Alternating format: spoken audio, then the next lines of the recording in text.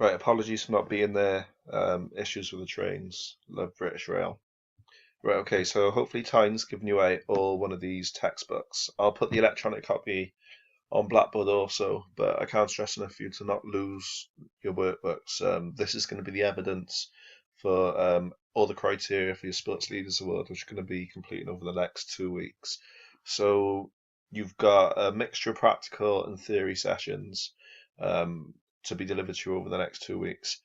And through this, you're going to complete the different worksheets right here to gain your Community Sports Leaders Award Level 2. So first thing you need to do is fill in your details at the top here. So I pre-populated everything else for you.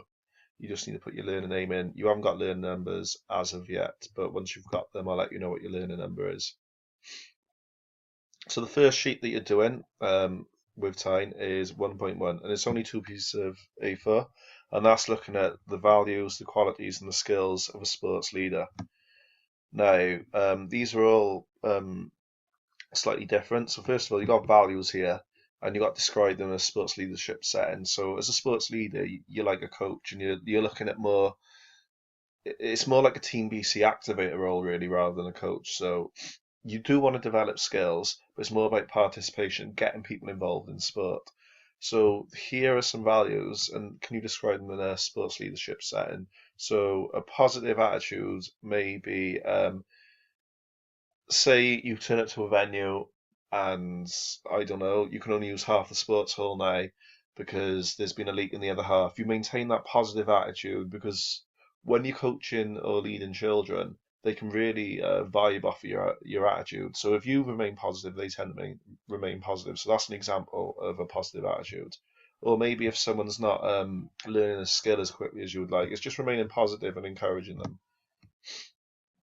So it says here a minimum 4 skills and qualities and values. So make sure you get at least 4 in each. So there's your table for skills, qualities.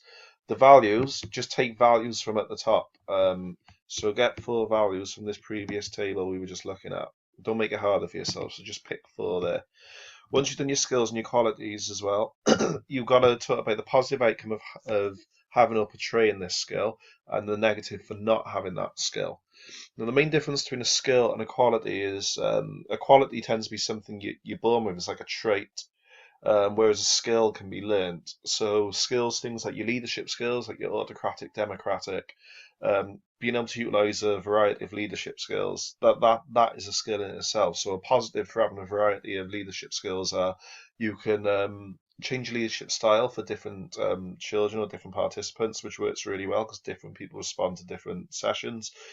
Different situations, if there's a health and safety issue, maybe someone's getting too close to a road, you need to be very, very authoritative.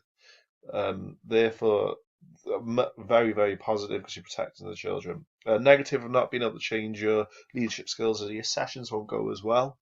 Also, it won't be a positive experience for all participants, particularly because if you're not catering to their individual needs, how can it be positive?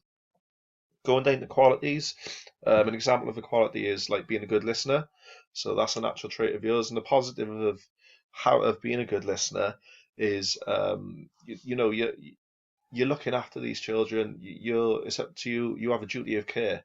So a positive listens from their individual needs, if they're enjoying it or not, you know what you can improve next time. A negative of not having it or betraying good listening skills, so people become disengaged, people don't listen to you, people think you don't value them, therefore the session's not as effective.